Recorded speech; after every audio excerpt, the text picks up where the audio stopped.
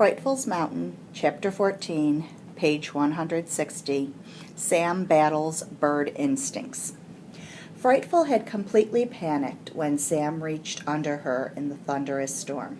She flew into the drenching rain and gained altitude, ready to strike him with all the force of her speeding body. A powerful gust of wind caught her wings and swept her upriver. Its downdraft pulled her toward the water. She fought wind and rain to get back to the bridge, but the storm was the master.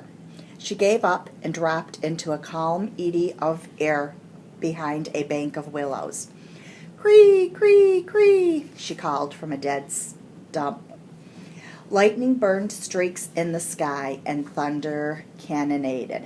"Cree," she called once more, then pulled her head down between her shoulders and let the rain run off her body.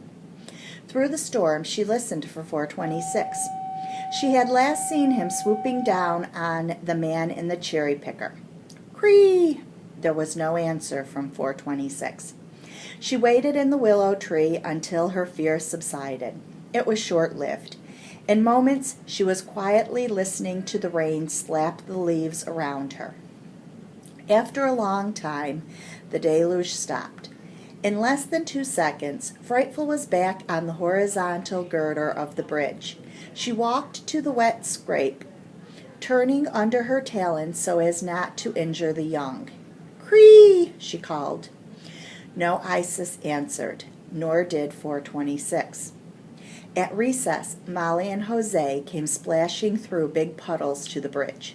They stood before it, looking up at the webs and the graceful bow. "The bridge has changed," Molly said. "It's dead." "Yeah," said Jose. "No peregrines. Not even a coat of red paint can make it fun again." The two walked along the bank and watched frogs jump into the river until the bell rang at the end of recess. They started back. Leon Longbridge pulled up beside them. "Listen to this," he said, waving a paper. "It's from the governor." Read it, please," said Jose. "It's addressed to me and the students of Delhi Middle School." He began. "Thank you for your many well-written letters concerning the peregrines of Delhi Bridge. I am pleased to inform you that I share your concern. Work will stop on the bridge on Route 28 until the young peregrine falcons are fledged. Although the bridge repair is urgent, our endangered species, once gone, cannot be brought back. Therefore, I have told the head of the Transportation Department of the State of New York to work on Bridge 92 at Gilboa until the little family is on wing. My administration actively protects the environment of New York State, and I am happy you are in favor of this policy. Sincerely, Governor George Markey." "Too late," Molly whispered, tears in her eyes. "For lack of understanding," Leon Longbridge said. "We've lost 3 beautiful Ises." "Can I read the letter?" Molly asked. "I made you a copy," Leon said, handing her a paper. "And one for you, Jose." After rereading the letter 3 times, Jose folded it and put it in his pocket. "We've got to catch the poachers," he said. "We've got to get the babies back." He turned hopelessly to Leon Longbridge. "How can we do that?" "The state troopers are looking for them right now," Leon said. "And the Department of Motor Vehicles is checking the ownership of all the Chevy pickups. So far, nothing." Molly put the letter in her book and, without another word, walked back to school. Jose walked silently behind her. Frightful stared into her empty scrape. Restless and upset, she flew to the park, caught a pigeon, and carried it to the cupola of the courthouse. She ate and watched for 426. When she was comfortably full, she carried the remains back to the scrape and tore off an Isis bite. There were no open beaks to fill. She peered at the girder, waiting for the little falcons to thrust up their heads. They did not. She swallowed the food. Frightful did not leave the eyrie. Her mothering instincts were strong. She still felt the presence of her chicks. But as the hours passed and her Isis did not appear, the feeling began to fade. Without her young to inspire her, it would not take many days for the nurturing instinct to die. In the early afternoon, Frightful left the bridge and flew over the town, the river, the mountains, in wider and wider circles. Eventually, she flew over 426, perched on the one hemlock on the one mountain. In seconds, she was beside him. A movement below caught her eye. She tipped her head. Sam had stepped out of the tree. "Cree, cree, cree, careet," she called. "Frightful!" he cried joyfully. "Where are you? I hear you." He whistled and stepped back. "Oh, Frightful," he said when he saw her. "I have your little Isis. She's right here. Follow me." Are you reading? I can't stop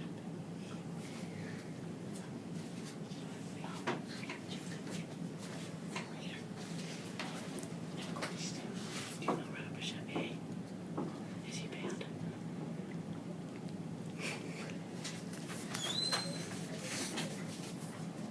"Frightful," he cried joyfully. "Where are you? I hear you." He whistled and stepped back. "Oh, Frightful," he said when he saw her. "I have your little Isis. She's right here. Follow me." Sam put Oakski into his soft backpack, shouldered it, and started climbing. 426 cried out the Peregrine alarm and sped off. Frightful stayed. When Sam reached the nest box, she was only 10 feet above him. He held up the Isis. "Here she is. You must feed her. She's hungry." He placed the downy chick in the box and hurriedly climbed to the ground. Frightful watched him. Sam watched her. There were no hunger cries from Oaksy. She was too perplexed by the box. She sat still, waiting for her mother. Oaksky could not see Frightful from inside the enclosure, and Frightful could not see Oaksky from where she was sitting. She must hear the Isis call to locate her. Sam paced and watched from below. The little bird needed food and needed it right away. A few hours without eating at this time of Oaksky's life would put hunger streaks in her feathers. Weakened, they would break when she was old enough to fly. Sam got his falconer's lure from the hemlock house. It was a chunk of deer hide with pheasant feathers tied to it. He spun it around his head on a long line. In action, the lure looked like a bird. Food. Frightful had once been so well trained she came to the lure even when she was not hungry. But that was long ago. She cocked her head and looked with interest at the whirling lure. Sam whistled. She stopped. Finally, Sam tied the mouse to it and swung it again. Frightful saw the mouse. She dropped swiftly, hit it, and went with it to the ground. Sam picked her up. "Frightful gal," he said, blowing out his breath in relief. "You've got a job to do. The Isis is in that box in the tree. She's in trouble. She needs you." Frightful did not understand the words, but she did understand Sam's worried mood. She sat on his hand and looked at him. "I'm going to climb the tree with you," he said. "No, you'll fly if I do that. I'd better dress you first." Sam carried her to the hemlock tree. "Cree!" she called, recognizing the cozy interior of the one tree on the one mountain. She roused and sat contentedly. Sam cut 2 thin pieces of deer hide, made 3 holes in each, and tucking ends inside holes, he fastened jesses to her legs with the falconer's knot, the knot that never binds. Frightful felt the jesses go taut as Sam gripped them between his thumb and forefinger. It was a familiar feeling. She wiped her beak on his fist and sat erect. He called outside.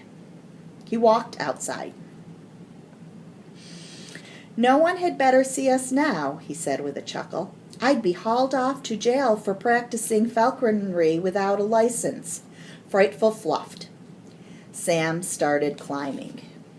His maneuvers around limbs were jerky, and Frightful thrust out her wings to keep her balance. Twice she tried to fly. They finally reached the box. Sam placed her in it. "Psee!" called Oaksky. Frightful heard the feeble cry of her chick. In her eagerness to reach her, she struck the box hard with her wings. The hollow sound was terrifying. She took off. "Oh, no," Sam gasped. "You're wearing Jess's. I'm in real trouble if someone sees you." Then he added, "But I don't care. You know where the Ayas is. You'll come back and feed her." Frightful screamed as she flew around the mountaintop in wider and wider circles. She calmed down, remembered the hunger cry of her Ayas, and dove gracefully toward the tree. Suddenly, a red-tailed hawk grabbed Frightful's jesses, mistaking them for food. He pulled her downward, then let go before both fell into the trees. Catching herself on her aerobic wings, Frightful skimmed up through and over the trees. She flew down the mountain like a hurtled rock and alighted on the Delhi Bridge. Panting, she gazed at the river until she was calm. The painters were back at work. A car screeched to a stop, and the driver pinned his binoculars on Frightful. "I'll be darned," said Perry Knowlton, a falconer.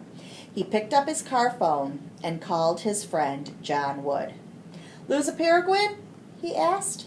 "No. Why, you see one?" "Yeah, and she's wearing Jess's," Perry said. "Where are you?" "I'm at the Delhi Bridge.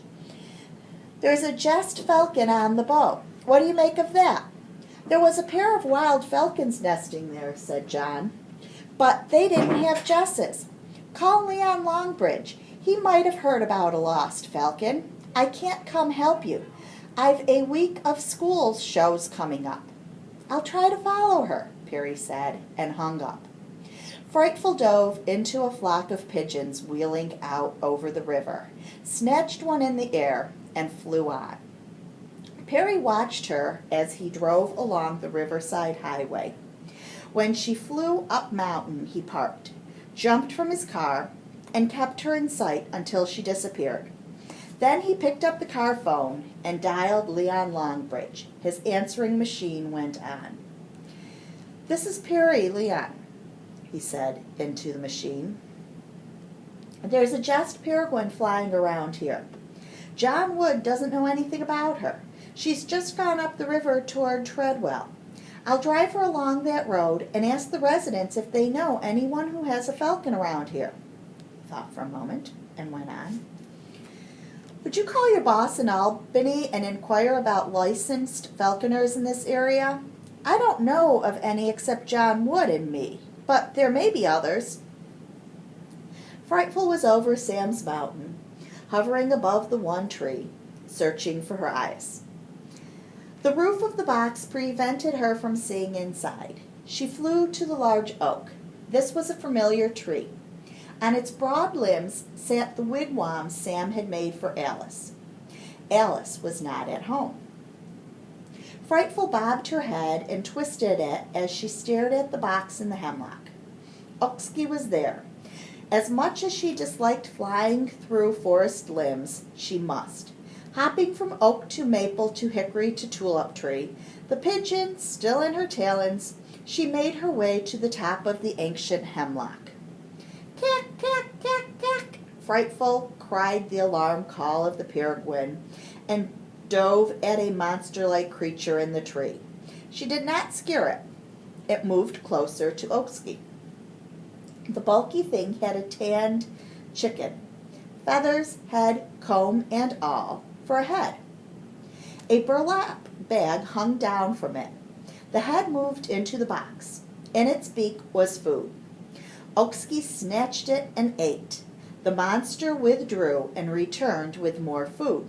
Oaksky gulped. The ogre disappeared, and Oaksky came to the edge of the box. She peered down at the strange mother. The head wiggled as hands stuck food into the chicken beak. Then the monster mother climbed back to her. Oaksky ate. She ate until her crop stuck out and she could eat no more. The monster mother went down the tree to the ground. Sam Gribley took off the burlap bag on which he had affixed Alice's whole tanned chicken skin. He looked for Frightful. "I scared her badly," he said aloud, "but at least her eyes ate. She didn't see my face, so she won't imprint on me." Then he thought about what he had done and chuckled. He spoke aloud. "You had better come back and feed her, Frightful," he said, "or she'll be imprinted on a monster chicken." Sam drove a stick into the ground and drew a line along its shadow. The shadow would move away from the line as the sun moved. He could tell by the distance it traveled how much time had passed. At this time of year, it would move 3½ inches each hour. "The little eyas is good for maybe 3 hours," he said to himself. "If Frightful doesn't come by then, I'll have to be a chicken monster again." He grinned and went inside his tree to write in his journal. "I think I gave Frightful an awful scare," he wrote. The hours passed. The stick shadow moved 10½ inches. 3 hours. Frightful sat motionless on a tree stub above the west branch of the Delaware. She was still afraid, but, at the same time, pulled to her chick in the one tree. The sun shone on her blue-gray shoulders and gleamed in her large eyes. Her feet gripped the dead limb more and more tightly. She could not relax. Hunger finally forced her to move. She flew up the river valley, spotted a rat moving along the side of a farm silo, and took it. She carried it to the courthouse cupola. Tenderly, she plucked a bite and held it in her beak, waiting for an eyas to take it. None did. She swallowed it. Suddenly, Frightful's need to return to her eyes overwhelmed her fears. She spread her long tapered wings and flew toward Oaksky, rat in her talons. A soft wind carried her swiftly up the mountainside. She circled the one hemlock. No monster with a chicken head hung in the branch. Frightful landed on the tree. The box and the eyas were gone. "Cree, cree, cree, careet," she cried. "Not the tree," Sam called from below. "The eyas is on the roof of the mill house. I put her out in the open where a peregrine's eyrie should be." Frightful saw Oaksky. She sped down, food in her talons, and landed on the floor of the box. Oaksky screamed. Sam watched, his fists clenched, his body tense. Frightful tore off a morsel and fed Oaksky. "Phew!" Sam let out a long, long breath.